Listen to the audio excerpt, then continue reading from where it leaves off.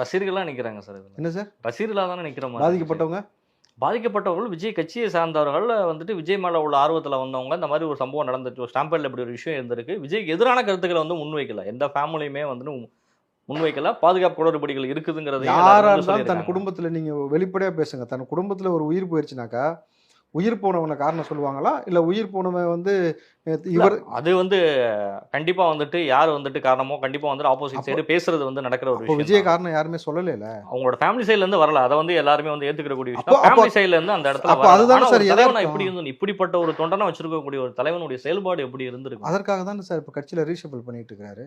ஒரு 20 பேர் கொண்ட குழுவை வந்து இப்போ மறுபடியும் மாற்றி அமைக்கிறாரு. புதிய டீமை உருவாக்குறாரு. அந்த டீம் மூலமாக நகர்வுகளை அடுத்தடுத்து நகரும். கரூருக்கு போய் மக்களை சந்தித்த பிறகு இனிமேட்டு அரசியல் களத்தில் ஆட்டம் புதிதாக இருக்கும். அவர் ரொம்ப தெளிவாக திட்டவட்டமாக இப்போ அடுத்து இந்த மாதிரியான சிக்கல் இல்லாமல் என்னென்ன செய்யணுன்றதில் அதை செய்கிறாங்க. ஆனால் அவர்கள் திரும்ப திரும்ப விஜய் கேட்கக்கூடிய ஒன்று தான், நீங்கள் சொல்கிற டைம் படி சொல்கிற இடத்துக்கு நாங்கள் வந்துடுறோம். நீங்கள் இந்த மக்களுக்கான பாதுகாப்பை கொடுக்கணும்.